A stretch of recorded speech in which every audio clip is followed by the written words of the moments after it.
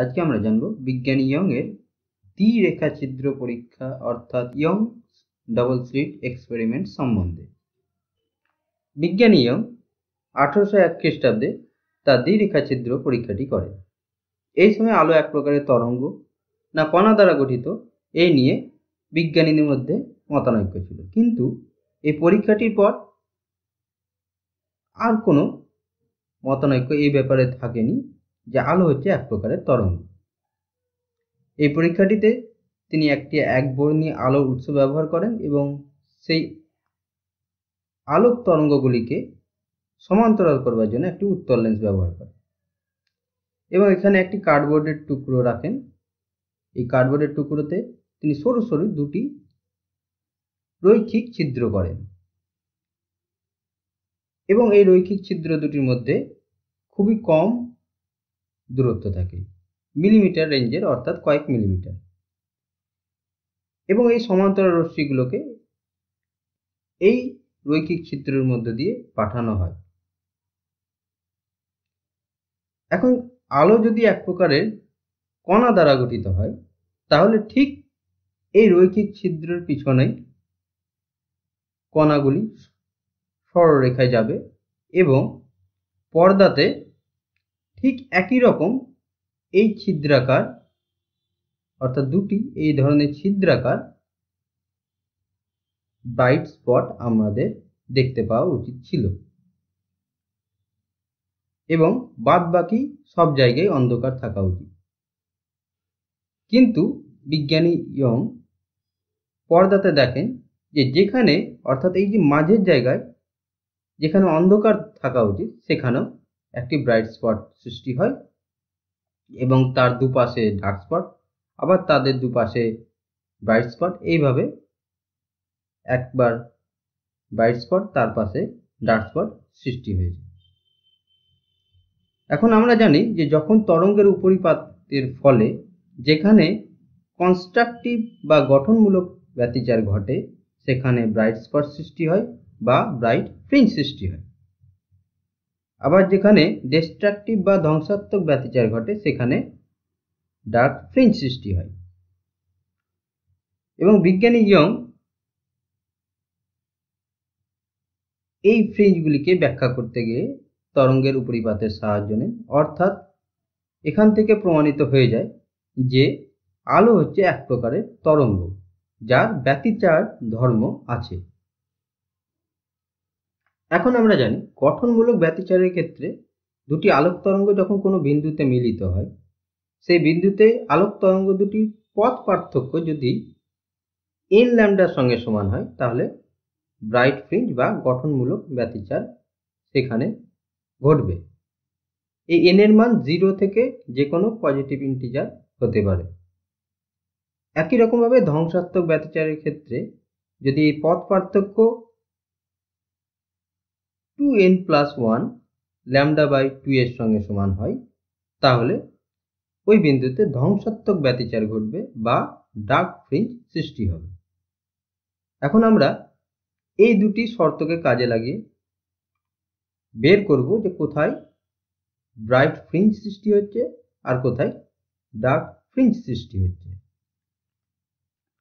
এখানে এই দুটি ছিদ্র হচ্ছে S1 ও S2, অর্থাৎ দুটি স্লিট, এবং এখানে একবর্ণী আলোর উৎস হিসাবে কাজ করছে, এটি হচ্ছে পর্দা। এই দুটি স্লিটের মধ্যে দূরত্ব আমরা এখানে 2d ধরছি, d অবশ্যই মিলিমিটার রেঞ্জে, এবং পর্দা এবং স্লিটের মধ্যে দূরত্ব হচ্ছে d, যেটা হচ্ছে মিটার রেঞ্জ, অর্থাৎ d very very greater than d, অর্থাৎ পর্দা ও স্ক্রিনের মধ্যে দূরত্ব স্লিট দুটির মধ্যে দূরত্বের তুলনায় অনেক অনেক বেশি। এখন আমরা এই দুটি স্লিটের মধ্যে দূরত্বর মধ্যবিন্দু থেকে যদি সামনাসামনি এই বিন্দুতে আসি তাহলে এটাকে C নাম দিচ্ছি। তাহলে এই বিন্দু থেকে S1 এর দূরত্ব যা হবে এই বিন্দু থেকে S2 এর দূরত্ব তাই হবে, এবং তাহলে দূরত্ব হবে d, এদিকেও d এদিকেও d। এখন এই দুটি স্লিট থেকে আলোক তরঙ্গ দুটি সি বিন্দুতে এসে পৌঁছাতে প্রত্যেকটি আলোক তরঙ্গই কিন্তু সমান পরিমাণ দূরত্ব অতিক্রম করবে, অর্থাৎ এদের মধ্যে পথ পার্থক্য থাকবে না। তাহলে এখান থেকে আমরা S1C মাইনাস S2C যদি বলি, তাহলে তার পরিমাণ আসবে 0। তা আমরা এখানে দেখেছিলাম যে পথ পার্থক্য যদি 0 হয় তাহলে সেক্ষেত্রে গঠনমূলক ব্যতিচার ঘটবে, অর্থাৎ আমরা এই বিন্দুতে ব্রাইট ফ্রিঞ্জ দেখতে পাবো, এবং এই বিন্দুতে যে ব্রাইট ফ্রিঞ্জ দেখতে পাই সেটার নাম হচ্ছে কেন্দ্রীয় চরম বিন্দু বা সেন্ট্রাল ব্রাইট বা সেন্ট্রাল ম্যাক্সিমাম। এখন আমরা দেখতে পেয়েছি যে এই সি বিন্দুতে একটি ব্রাইট ফ্রিঞ্জ সৃষ্টি হয়েছে, যার নাম দিয়েছি সেন্ট্রাল ব্রাইট বা সেন্ট্রাল ম্যাক্সিমাম। এখন আমরা বের করব যে এর পরের ব্রাইট ফ্রিঞ্জ বা ডার্ক ফ্রিঞ্জগুলি কোথায় সৃষ্টি হবে, অর্থাৎ এই সেন্ট্রাল ব্রাইট থেকে কত দূরে ফার্স্ট ব্রাইট বা সেকেন্ড ব্রাইট বা ফার্স্ট ডার্ক বা সেকেন্ড ডার্ক এরকম করে কত দূরত্বে সৃষ্টি হবে। তো ধরো S1 ও S2 থেকে আলোক তরঙ্গগুলি বের হয়ে কোন একটি বিন্দুতে মিলিত হলো, যার দূরত্ব হচ্ছে সি বিন্দু থেকে, অর্থাৎ সেন্ট্রাল ব্রাইট থেকে x এই পি বিন্দুতে মিলিত হয়েছে। এখন তাহলে এই যে দূরত্ব প্রতি ক্ষেত্রে d, এখানে আমরা এই বিন্দুটি মধ্যবিন্দুতে নিয়েছিলাম, তার মানে এই যে দূরত্বটা d ছিল, তাহলে এখানেও এই দূরত্বটি হবে d পরিমাণ, এইদিকেও এই দূরত্বটি হবে d পরিমাণ। তাহলে এই বিন্দু থেকে এই বিন্দুর দূরত্ব হচ্ছে x মাইনাস d, এবং এই বিন্দু থেকে এই বিন্দুর দূরত্ব হচ্ছে x প্লাস d। এখন এই পথ S1P, তার মানে হচ্ছে এটা হচ্ছে লম্ব, এটা হচ্ছে ভূমি, তাহলে লম্ব স্কোয়ার প্লাস ভূমি স্কোয়ার, তাহলে S1P স্কোয়ার সমান আসবে এই x মাইনাস d তার whole square plus d square.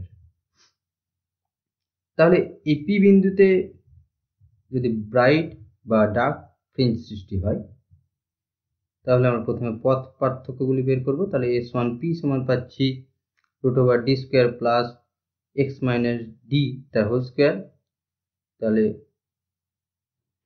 উভয় দিকে বর্গ করলে এটা পাওয়া যাবে। ঠিক একই রকম ভাবে S2P সমান পাবো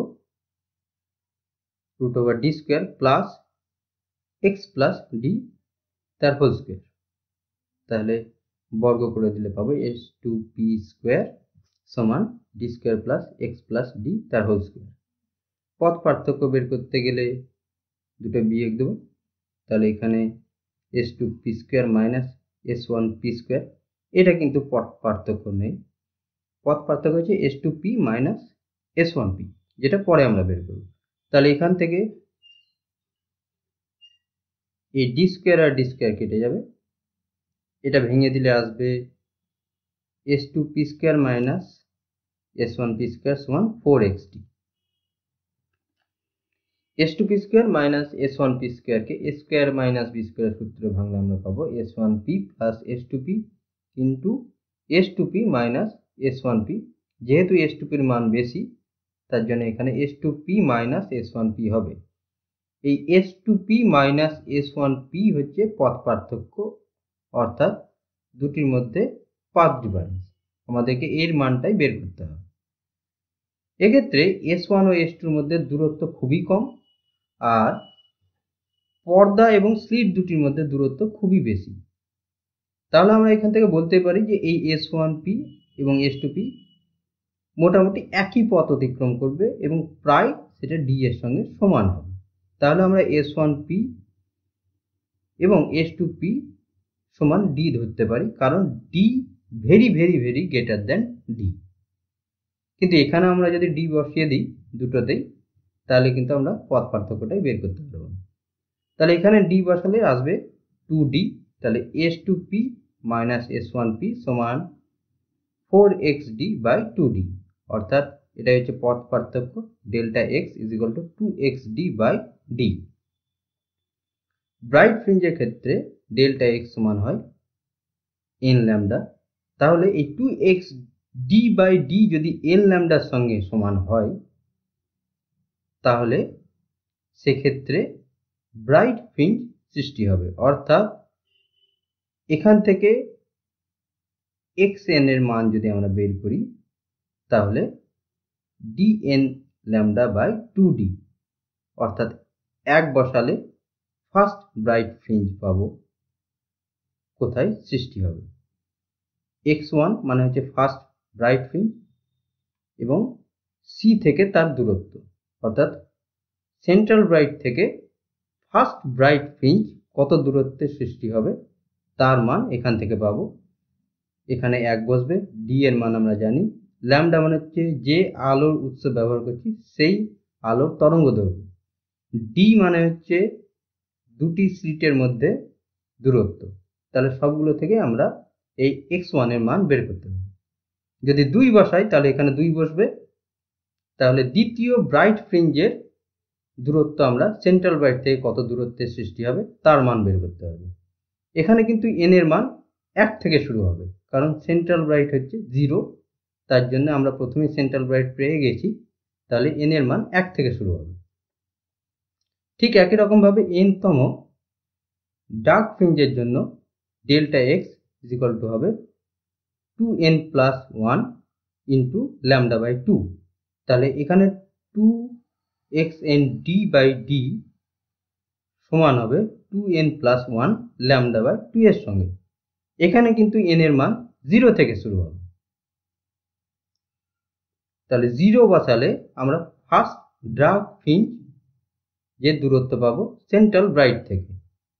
তাহলে 0 যদি বসাই তাহলে এখানে xn এর মান পাচ্ছি d by 2d, 2n plus 1 lambda by 2, 0 বসালে আসবে d ল্যামডা বাই 4d, অর্থাৎ ফার্স্ট ব্রাইট ফ্রিঞ্জের ঠিক অর্ধেক দূরত্বে ফার্স্ট ডার্ক ফ্রিঞ্জ সৃষ্টি হবে, অর্থাৎ সেন্ট্রাল ব্রাইট, তারপর ডার্ক ফ্রিঞ্জ, তারপর ব্রাইট ফ্রিঞ্জ, অর্থাৎ সেন্ট্রাল ব্রাইট, এইদিকেও ফার্স্ট ডার্ক, তারপরে ফার্স্ট ব্রাইট, এইদিকেও ফার্স্ট ডার্ক, তারপর ফার্স্ট ব্রাইট।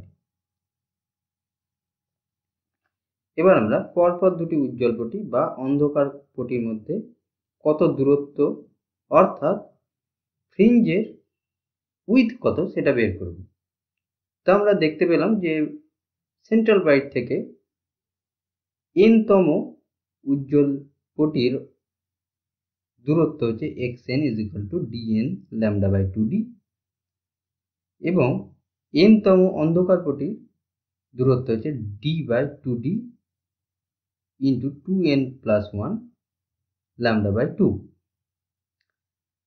আমরা প্রথমে পরপর দুটি উজ্জ্বল পটির মধ্যে ব্যবধান বের করব। তো এখানে ফার্স্ট ব্রাইট আর সেকেন্ড ব্রাইটের মধ্যে ব্যবধান বের করব। তো ফার্স্ট ব্রাইটের জন্য দূরত্ব হবে সেন্ট্রাল ব্রাইট থেকে x1b যদি আমরা লিখি d ল্যামডা বাই 2d, এখানে 1 বসিয়েছি তাহলে d ল্যামডা বাই 2d আসছে। সেকেন্ড ব্রাইটের জন্য x2b দিয়ে যদি লিখি 2d ল্যামডা বাই 2d। এদের মধ্যে ব্যবধান বের করতে গেলে বিয়োগ করতে হবে, তাহলে আমরা সেটাকে যদি বিয়োগ করি এবং বিটা দিয়ে লিখি তাহলে 2d lambda by 2d minus d lambda by 2d সমান আসবে d ল্যামডা বাই 2d। তাহলে দুটি ব্রাইট ফ্রিঞ্জের মধ্যে দূরত্ব হচ্ছে d ল্যামডা বাই 2d। দেখো ফার্স্ট ব্রাইট আর সেকেন্ড ব্রাইটের মধ্যে দূরত্ব হচ্ছে d ল্যামডা বাই 2d, অর্থাৎ ডার্ক ফ্রিঞ্জের প্রস্থ। তাহলে এখান থেকে আমরা পেলাম সেকেন্ড ডার্ক ফ্রিঞ্জের প্রস্থ d ল্যামডা বাই 2d। আমরা যদি থার্ড আর ফোর্থের মধ্যে বের করি বা সেকেন্ড আর থার্ডের মধ্যে বের করি সেক্ষেত্রেও এর মান একই থাকবে, অর্থাৎ প্রতিটি ফ্রিঞ্জের প্রস্থ বা উইথ একই। ঠিক একই রকমভাবে যদি আমরা ফার্স্ট ডার্ক ফ্রিঞ্জের জন্য দূরত্ব দেখি সেন্ট্রাল ব্রাইট থেকে, অর্থাৎ এই ডার্ক ফ্রিঞ্জের দূরত্ব হবে x1d সমান d ল্যামডা বাই 4d। এখানে n এর মান বসবে 0, তাহলে পাবো d lambda by 4d। Second dark ফ্রিঞ্জের জন্য x2d is equal to 3d lambda by 4d, এখানে বসবে 1। তাহলে এর ব্যবধান আমরা পাবো beta is equal to 3d lambda by 4d minus d lambda by 4d সমান আসবে beta is equal to d lambda by 2d। অর্থাৎ ফার্স্ট ডার্ক ফ্রিঞ্জ এবং সেকেন্ড ডার্ক ফ্রিঞ্জের মধ্যেও দূরত্ব সেম, অর্থাৎ এই যে ব্রাইট ফ্রিঞ্জ তার প্রস্থ একই, অর্থাৎ প্রতিটি ব্রাইট ফ্রিঞ্জ এবং ডার্ক ফ্রিঞ্জের প্রস্থ একই, যার মান হচ্ছে ডি ল্যামডা বাই 2d। এবার আমরা ব্রাইট ফ্রিঞ্জ এবং ডার্ক ফ্রিঞ্জের ইন্টেন্সিটি বের করব। তো আমরা জানি যে রেজাল্ট্যান্ট ইন্টেন্সিটি I সমান I1 plus I2 plus 2 root over I1 I2 cos delta. Delta মানে হচ্ছে যে আলোক তরঙ্গগুলি আসছে এবং ওই বিন্দুতে মিলিত হচ্ছে, ওই বিন্দুতে ওই আলোক তরঙ্গগুলির দশা পার্থক্য। তাহলে এখানে যদি আলোক তরঙ্গগুলি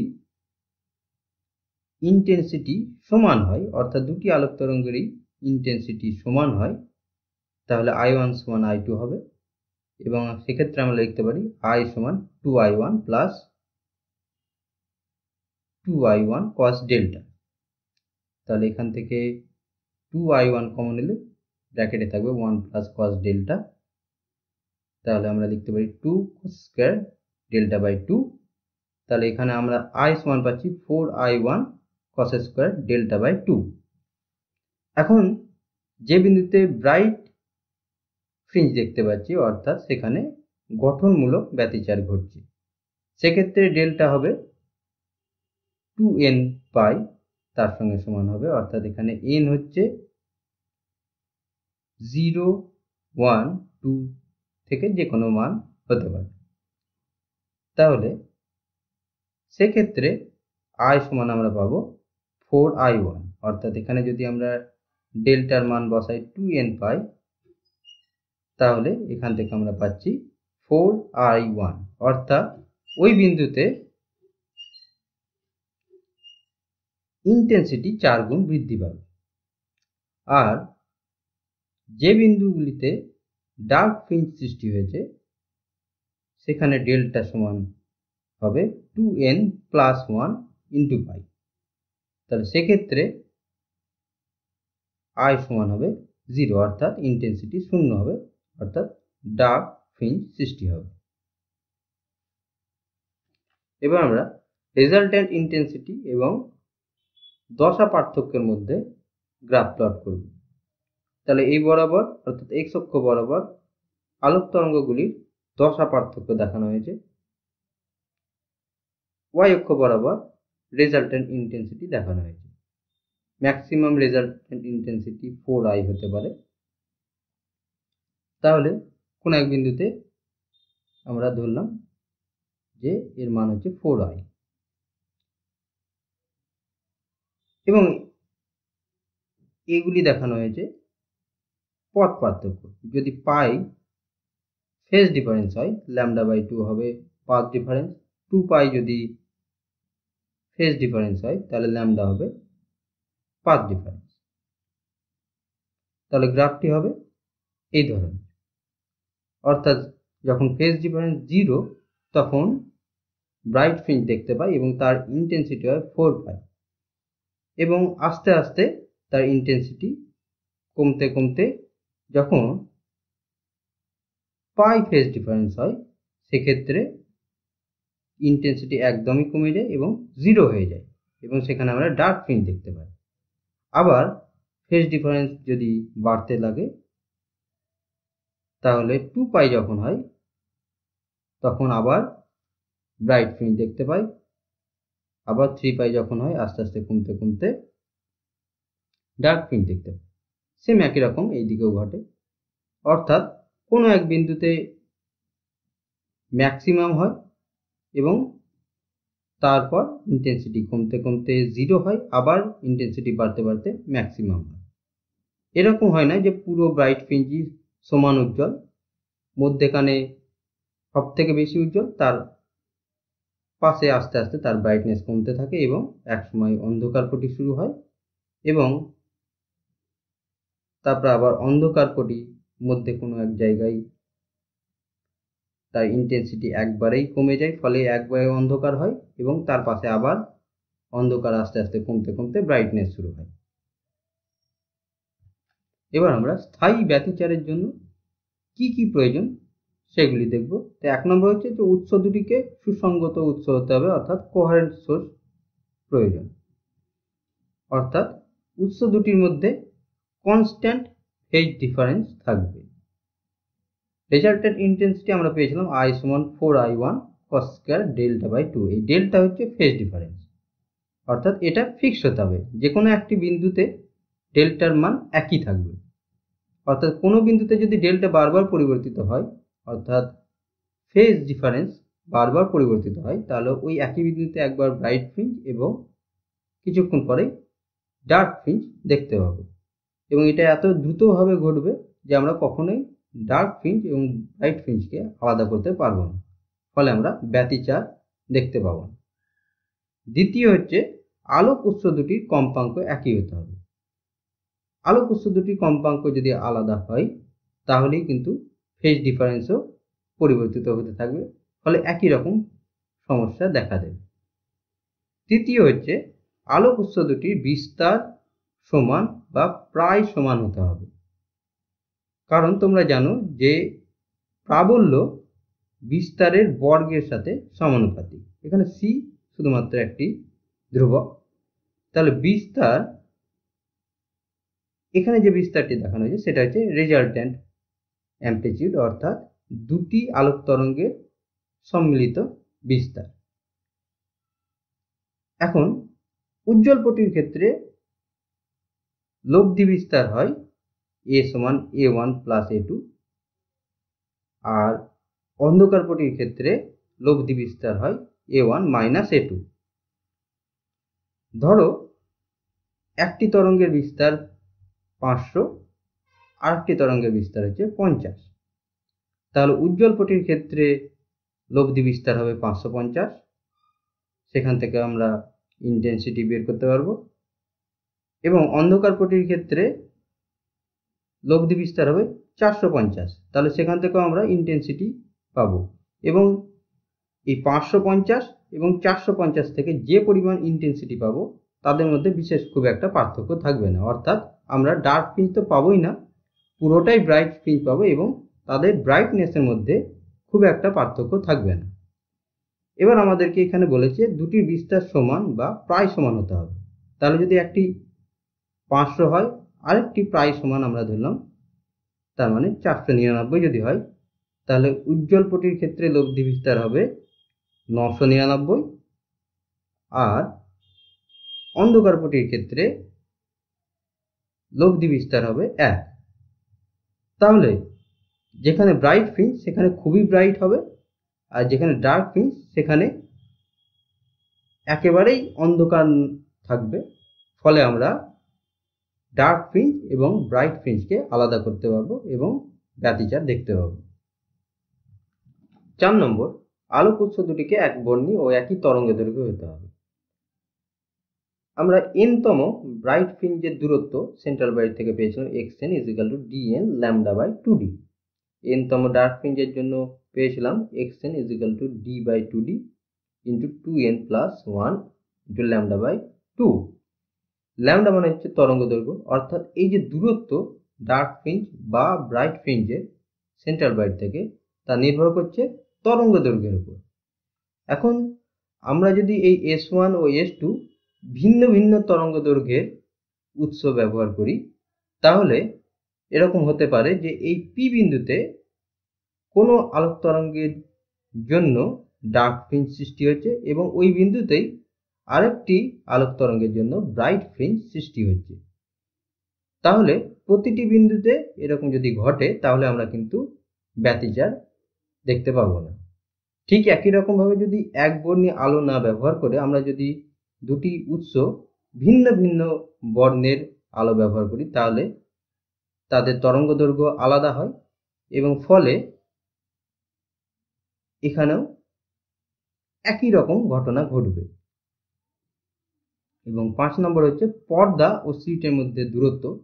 স্লিট দুটির মধ্যে দূরত্বের তুলনায় অনেক বেশি হওয়া প্রয়োজন।